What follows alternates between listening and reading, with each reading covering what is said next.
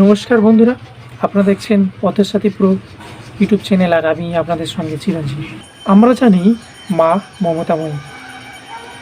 মায়ের অক্লান্ত পরিশ্রম, অফুরন্ত ভালোবাসা, অনেক কষ্টে একজন সন্তানকে মানুষ করেন। কিন্তু এই মা যখন নিজের সন্তান ছাড়া অন্যের সন্তানের পরে বিরূপ আচরণ করে, সেখানে কি যুক্তি খাটে সেটা আপনারাই বিচার করবেন। এই বিশ্ব সংসারে সবাই আমরা এসেছি এই প্রকৃতির রূপ, রস, ভালোবাসা উপভোগ করতে।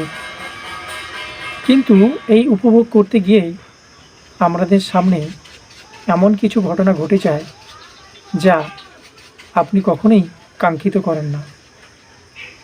হ্যাঁ, সবাই বুঝতে পেরেছেন, সেটি হলো বৌমা। এই বৌমা শব্দটি খুব সুন্দর, যার মধ্যে রয়েছে অফুরন্ত মায়া, মমতা, যে পারে একটা সংসারকে খুব সুন্দরভাবে সাজাতে। তার হাতে থাকে বিশ্বের সুন্দরময়ীর চাবিকাঠি, যে ভালোবাসা দিয়ে এই সংসারের প্রতিটি মানুষকে মুগ্ধ করতে পারে। কিন্তু আজ এই বৌমা শব্দটি কেমন যেন একটু ফ্যাকাসে লাগছে। এর জন্য কারণ হচ্ছে মা শব্দটি। যে মা তার সন্তানকে খুব সুন্দরভাবে লালন পালন করেছেন, সেই মা এই বৌমার প্রতি বিরূপ আচরণ করেন, যা কারোর পক্ষে খুব একটা ভালো হয় না। এই মা শব্দটি আমরা সবাই ভালোবাসি, কিন্তু মা যখন বৌমা হয়ে যায় তখন কিন্তু আর এক রূপ দেয়, যে একটি নিজের মেয়ের সঙ্গে তুলনা হয়। শাশুড়ি যখন তার মেয়েকে যেমনভাবে ভালোবাসেন, তেমনিভাবে তার ওই বৌমাকে ভালোবাসেন না, কারণ তিনি ওই বৌমাকে তার মেয়ের জায়গায় কখনোই বসাতে পারেন না। এটি আজকের নয়, এটা সমাজের বহুদিন থেকে ঘটে চলে আসছে। আর এই চলমান সংস্কৃতিটা আজ আমরা একইভাবেই বজায় রেখেছি, কোনো চেঞ্জেস নেই। এই চেঞ্জেস করতেও আমরা কখনো চাই না। আমরা পুরুষতান্ত্রিক সমাজে এটা পরিবর্তন করতে চাই না, কারণ এটা মেয়েদের ব্যাপার। আমরা এতদিন শুনেছি মেয়েরা মেয়েদের শত্রু, বাস্তবে দেখা গেছে এটা 90% সঠিক। কারণ একটা মেয়ে আর একটা মেয়েকে কখনোই সেই সম্মানের চোখে দেখে না, যার ফলে একটা মা তার বৌমাকে সঠিক মেয়ের মতো ভালোবাসতে পারে না। কোনো কোনো ক্ষেত্রে হয়তো এর ব্যতিক্রম রয়েছে।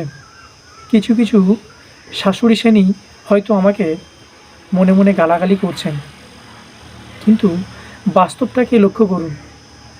যে মেয়েটি অন্য একজনের বাড়ি থেকে এসে, সে কিন্তু তার মেয়ে ছিল। সেই মেয়ে তার সমস্ত পরিচয়, সমস্ত ভালোবাসা নিয়ে এসেছে আপনার কাছে, আপনার সংসারটিকে নতুন রূপে সাজানোর জন্য।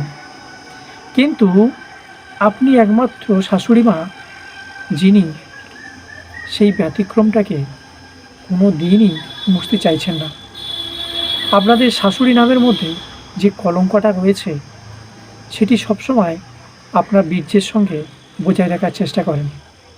তাই আপনার শাশুড়ি থেকে কোনো দিন মায়ের মর্যাদা পান না।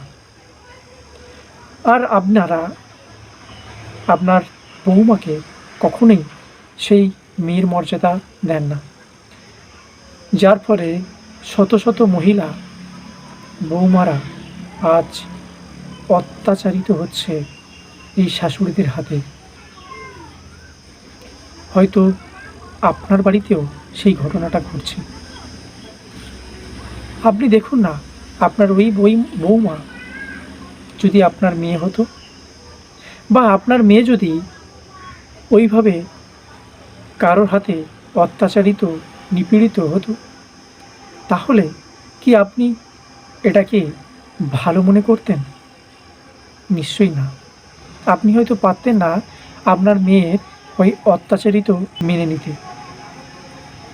কিন্তু যখন আপনার বাড়িতে কোনো এক মেয়ে এসে আপনার সংসারকে আলোকিত করার চেষ্টা করে, তখন কিন্তু আপনার সর্বশক্তি দিয়ে আপনি তাকে কী করেন? তার সম্মানের অপমর্যাদা করেন। আপনি চাপিয়ে দেন ঘৃণ্য এক কাহিনী, যেটি সে আস্তে আস্তে সইতে সইতে সে তৈরি হয়ে যায় অন্য এক ধরনের মানুষ।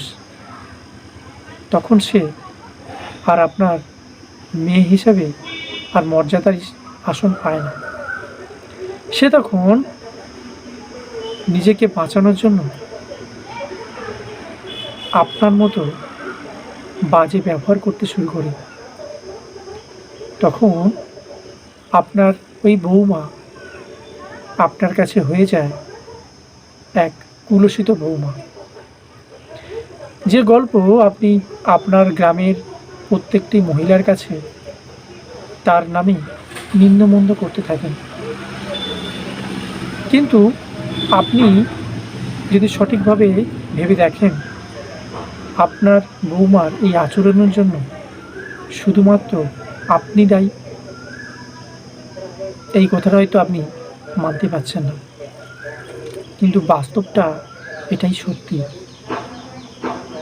এই সত্যিটাকে মেনে নেওয়ার চেষ্টা করুন।